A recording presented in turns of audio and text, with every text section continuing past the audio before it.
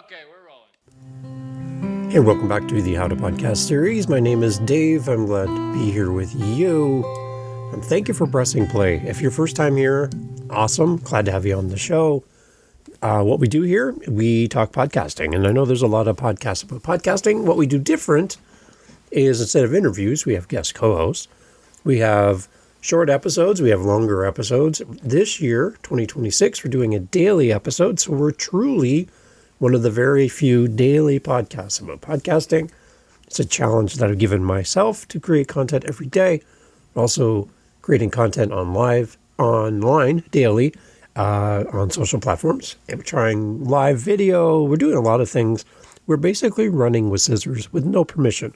And it's great. That's what podcasting is all about. We are creating all this content to help anyone who has thought of starting a show, is actively in the process of starting a show, or is podcasting and is looking for some support to continue and to grow and to develop their skills as a podcaster. Many of us start a show with zero background in radio or technology, content creation, writing, none of this stuff. We just have a passion for their topic and we want to connect with people, and we jump into podcasting and we really don't know what we're doing. And in that, we find ourselves alone. And when we find ourselves alone, that's when we need people in our corner who do what we do, understand us, understand podcasting, and we're looking for a community of other people like us. All different levels, new people to podcasting, long-term podcasters, and benefiting from a community aspect to podcasting. That's what the show's about. To that end, and in addition to the show, for over 3 years now, over on meetup.com, we've had a How to Podcast series group, and we get together twice a week, Tuesdays and Saturdays, here in Canada, where I am, Eastern time zone. We get together and talk podcasting, and we do it in community. So if you're ever interested, it's completely free. You don't have to pay for anything, and you get to meet some of the nicest people in podcasting. So go check out howtopodcast.ca. All the links and details are there for our meetups, and we'd love to have you join us. So that's for the new people joining us. You've been here before, so thank you for coming back. My encouragement for you would be to head over to our YouTube channel and like and subscribe to our channel on YouTube so that you can see the playlists that we're developing over there, where we're grouping episodes together around topics and themes so that you can kind of get what you're looking for easier. Instead of looking at a wall of content with over 640 plus episodes, you can just look at what you're looking for. So we have the Behind the Mic series. We have the Before the Mic series. We have the Behind the Mic series, lots of the series. That's why it's in the name of the show, by the way. We have our co-hosted episodes grouped together. We have Women in Podcasting playlists. There's so many different ways of packaging your show once it's been released. And I love YouTube for the idea of creating my own playlists to help my audience navigate a wall of content. So keep that in mind. Go check out our YouTube channel. Steal my ideas. Happy to help you with that as well if you want to do that for your own show. I think being on YouTube is a great idea. No matter if you're video or audio or a combination of both, you should be on YouTube. It's really going to help you to grow your show. Excellent. Well, we're going to be talking today about why podcasters overestimate what's going to happen in their podcast within the first 3 weeks, and how some podcasters actually underestimate what's going to happen potentially over a 3-year period with a longer vision of your show. Let's talk about this. 3 weeks compared to 3 years. What's going to happen in your podcast? Glad you're here. I think podcasters often fall into this trap of chasing the quick wins while missing the power of a sustained long-term effort for your podcast. And we overestimate the consistent weekly episodes will deliver in just 3 weeks, but wildly underestimate the transformation that 3 years of just showing up can build into your show. So there's this 3-week illusion in podcasting. This is where everybody starts, right? We all start at the beginning, right? You did, I did. That first 3 weeks, there's an illusion. There's a passion. There's a understanding of what could happen in 3 weeks with a brand new show. In those first 3 weeks, You might launch with excitement. You record 5 polished episodes. You nail your branding. You hit 50 downloads and you feel like a pro, right? Yeah. But reality hits. It hits fast. Early feedback stings. Editing takes twice as long as planned. Your voice sounds off on your playback. Not exactly what you had envisioned. Doesn't even sound like you to you. Listener numbers, they kind of flatten line and they kind of plateau. They kind of just even off. And you're like, wait a minute. This was supposed to be all sunshine and rainbows. From what I've heard on all those guru shows, my podcast should have 100,000 downloads and I should be in the top 1% globally of my podcasts. And you're like, but I'm not. You expected a breakout moment or a viral clip by week 3, but instead, you're questioning if anybody even cares about this podcast that you created. And that initial hype crash, it's normal. And it's the gap between the vision for your show and the building of your skills as a podcaster. 3 weeks builds habits, not audience. It does not build authority. You're just starting. So don't give yourself undue stress to reach some arbitrary goal presented by a guru for 5 easy payments of $29.99. There's a 3-year outlook to your show, and it's a 3-year long-term vision of where your podcast can be by simply sticking with it. Now, I want to just do a little caveat here that you do not have to have one single podcast that you do for a long period of time, because some people feel like that's the only way you can podcast. And you're not a successful podcaster if you don't stick with it for a extended length of time. Some people have been podcasting the same show for over 20 years. Great. But is that the normal? Is that the identifier of a successful podcast, that you've been going that long on one topic? No.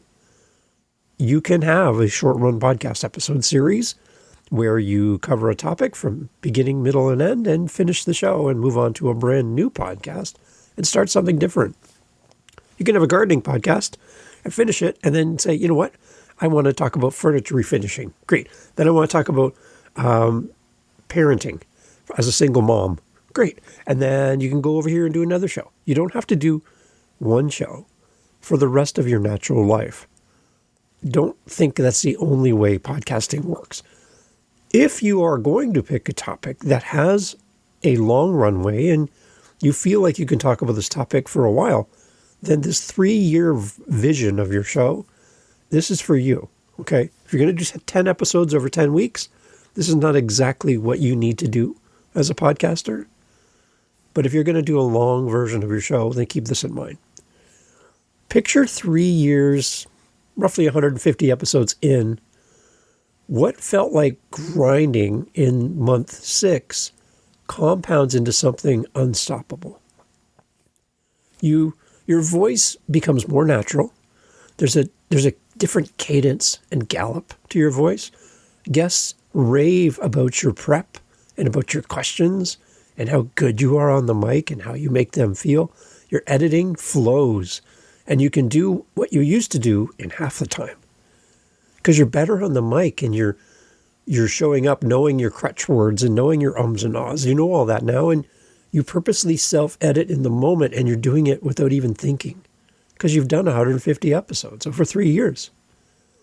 So some of the stuff becomes natural, which saves you time, and you start to get into this machine happening behind the scenes where your podcast becomes this well-oiled machine that just keeps plugging along.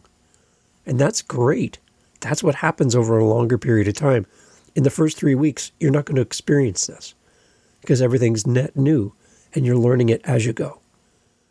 You've got evergreen episodes now out into the world with 150 episodes over 3 years that are pulling steady traffic to your show. Episode you did 130 episodes ago are still getting listens.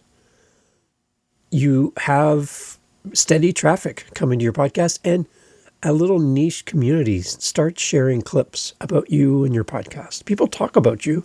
You're not even in the room. Sponsors are starting to knock on your door and send you those emails because your metrics prove to them that you're a reliable podcaster that they should be talking to. All these things are good. PR agents somehow find your email and start hounding you for guests to come on your show. Even if you don't have guests, they reach out to you because they see your diligence and you keep showing up.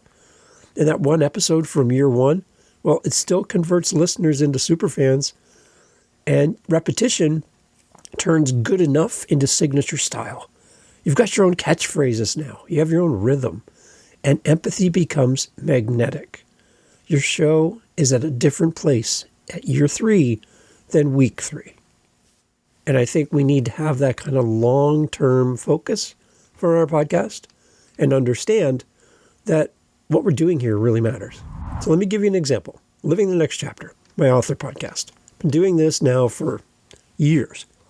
I have over 750 episodes at the time of recording, and I'm recording this at the end of March.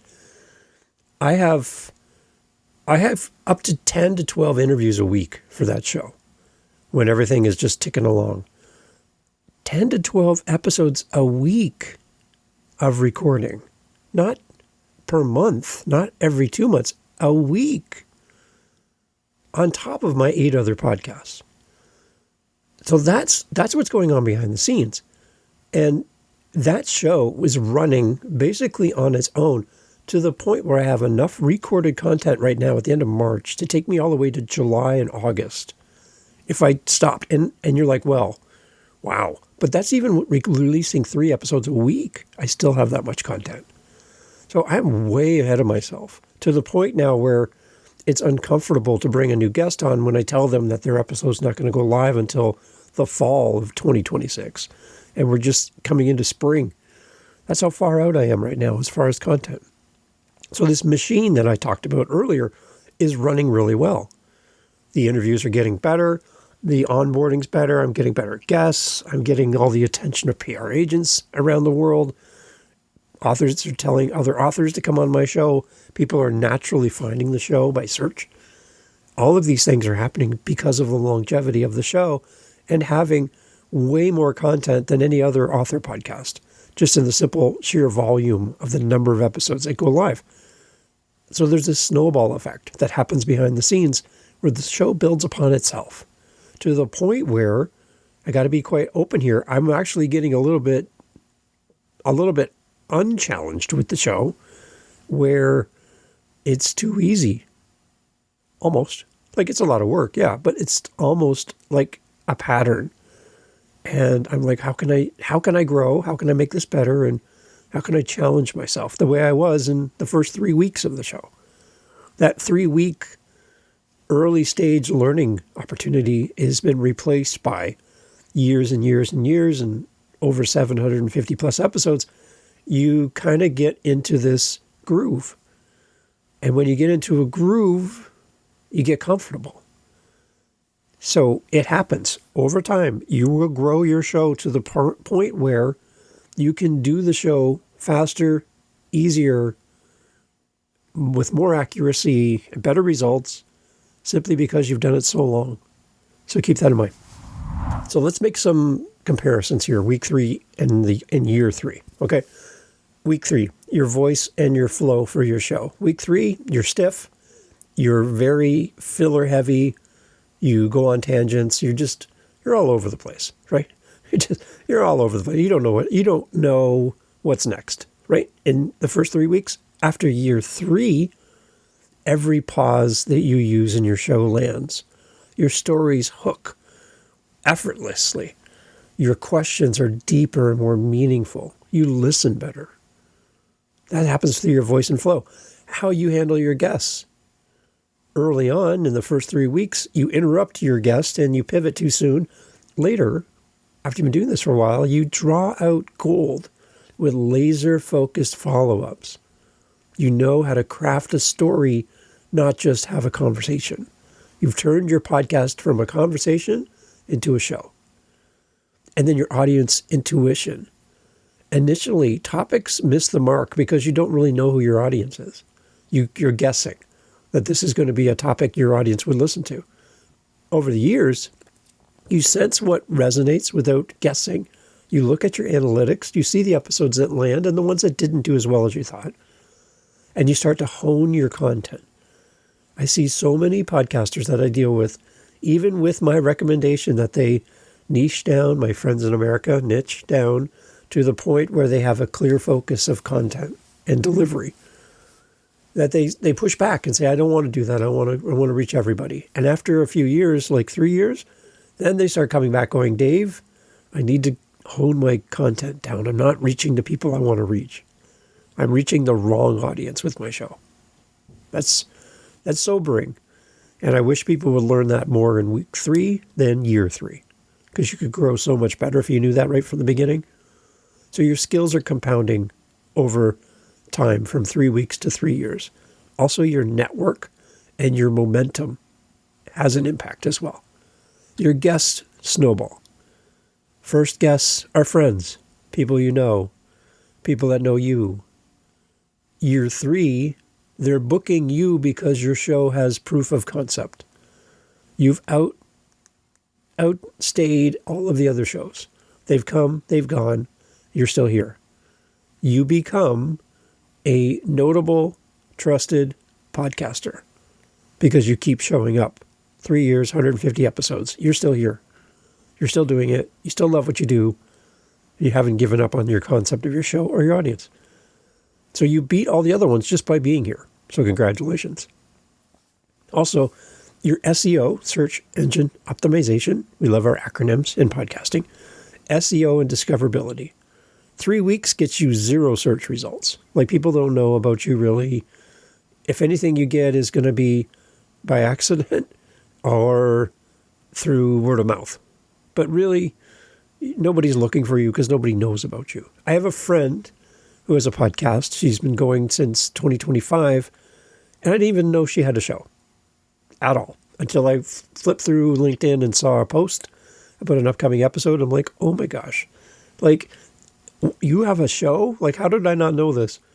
Nobody knows about your show when you first start. So SEO in week 3 is not going to be the same as SEO in year 3.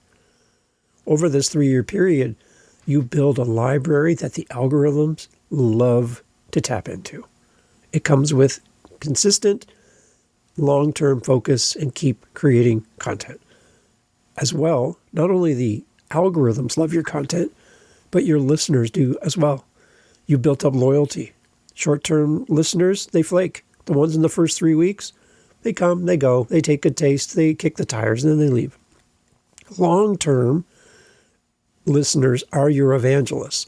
They go out into the world and talk about your show. Oh my gosh, you got to check out this show. It is the best show ever.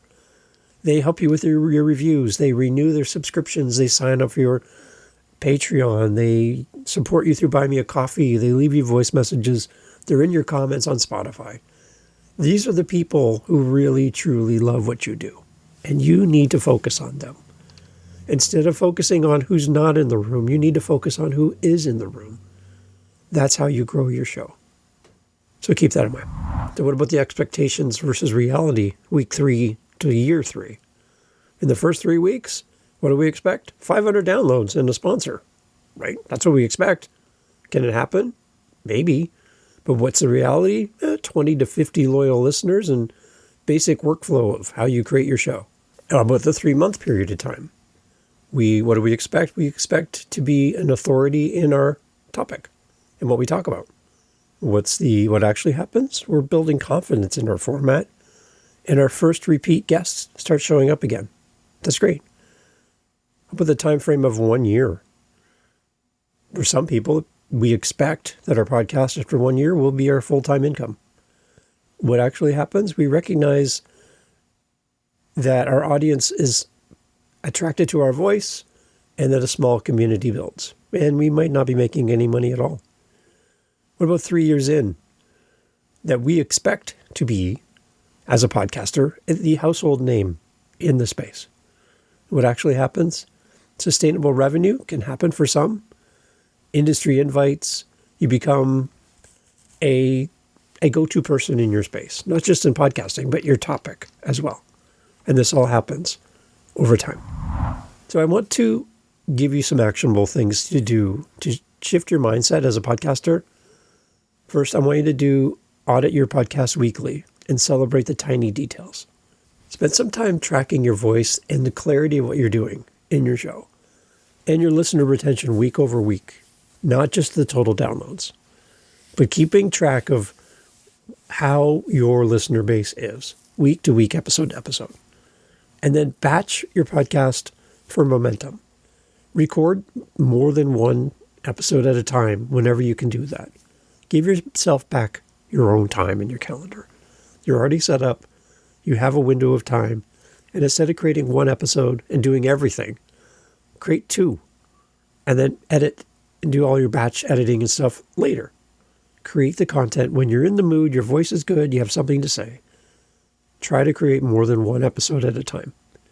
Give yourself back time. That's my alternative to seasons. I don't have seasons for this show.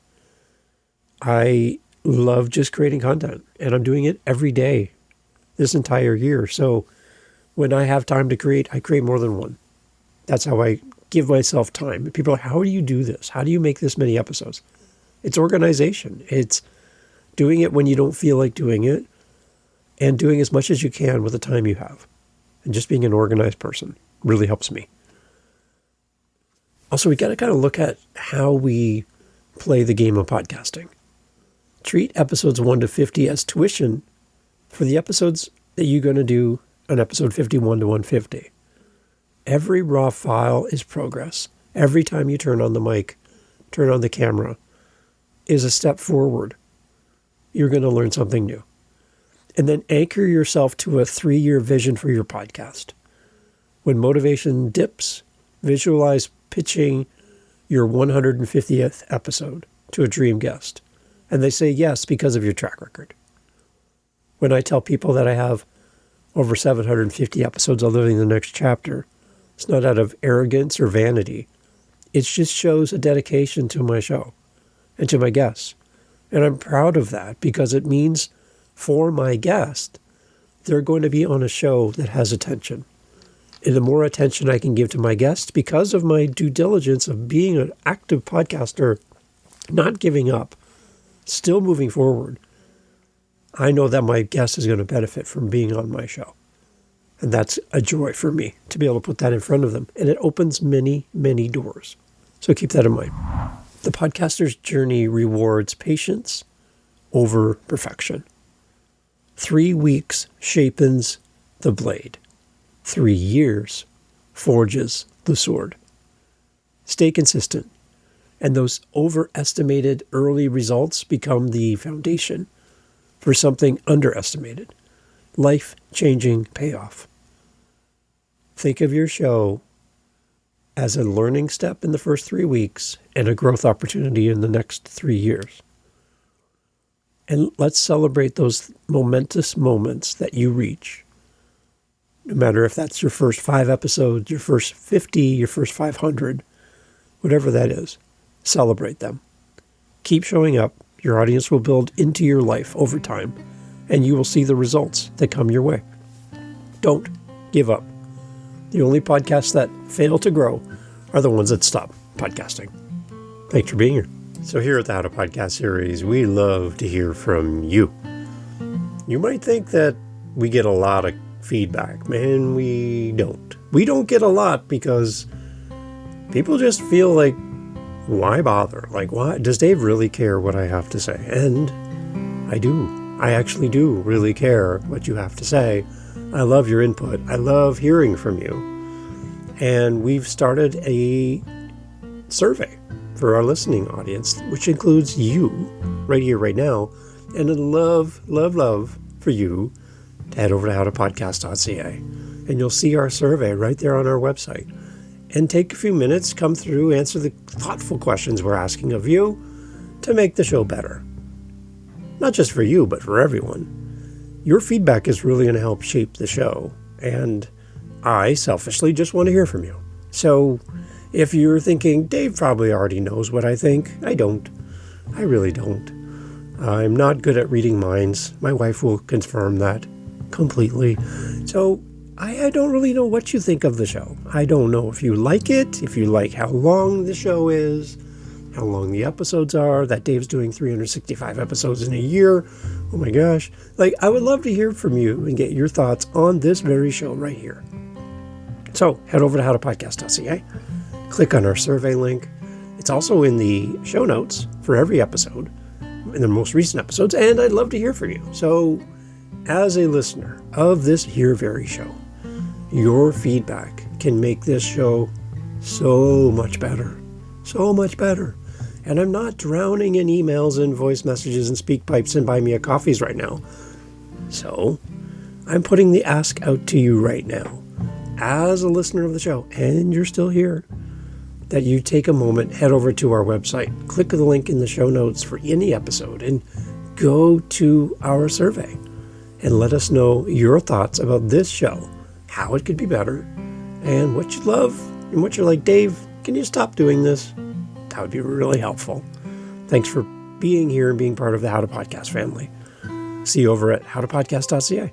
Talk soon. Thanks for being here. Bye. Okay, you're still here. Great. This is extra bonus stuff that I do at the end of the episode for people who stick around. I want to honor you and thank you for listening to the end of the show, because you still being here means to the app you're on right now, this is a great episode because you're still here. A lot of people come to a podcast and they leave. So by you sticking around, you're showing the app wherever you are, YouTube, Spotify, Apple, Audible, wherever you are right now, you're showing to them that this podcast matters to you. And when podcasts matter to listeners and users of a platform, then the platforms tend to, logically, promote the podcasts that have people stay longer. That's the goal of the app. So you being here proves my point. So, for you and your show, I want you to give some thought to how you end your podcast, how you end up and wrap up your show. Are you too predictable? So when you say to your guest or you say in your show, well, I think we're getting close to the end here as we wrap up, for some people, that's a signal to leave. So instead of giving them the opportunity to leave by how you frame the exit to your show, change it up a little bit and see if your listeners listen longer. Because I would tell you that most people are going to skip to the next thing. If their phone is available and in their hand, they're probably just going to skip the ending. So don't signal your ending so easily. And then also try something like this at the end of the podcast, where maybe you've done an interview, you've said goodbye to your guest, you've wrapped up the show, the ending music has stopped, and we're done. You come back and give like 1 minute, 2 minute recap from your own perspective of the interview you just had. That's bonus content. You could then clip that if you wanted to and put that portion of you talking right now, this thing I'm doing right now, could be a clip for social. So it's not like wasted time. Give your feedback about an interview. Give a recap. Share a bonus tip. Share something that's extra over and above the value you already done in the episode. And get your listeners to listen longer. Try it. Tell me the results. And how do you know your results? You're going to sign into Spotify backend. You're going to sign into the Apple backend. And look at the episode by episode retention rate graph. It'll show you that everybody starts at 100% at the beginning of the episode and then it declines over time. So if people are still here, at the end of the episode, you want to raise that number as much as possible. So putting little hidden things like this at the end, you can put bloopers, but really, after a while, bloopers are just a bunch of mistakes and not a lot of value. Might be funny, but maybe something of a little more meaning might help people to stay longer. Try it. Try bloopers. Try a meaningful thing at the end. Try a connection point with your audience. Don't sell, just value. See if it works. See if it brings more people to stay longer with your show. And that's how you grow your podcast. Need any help? Let me know. Love to help you. Take care.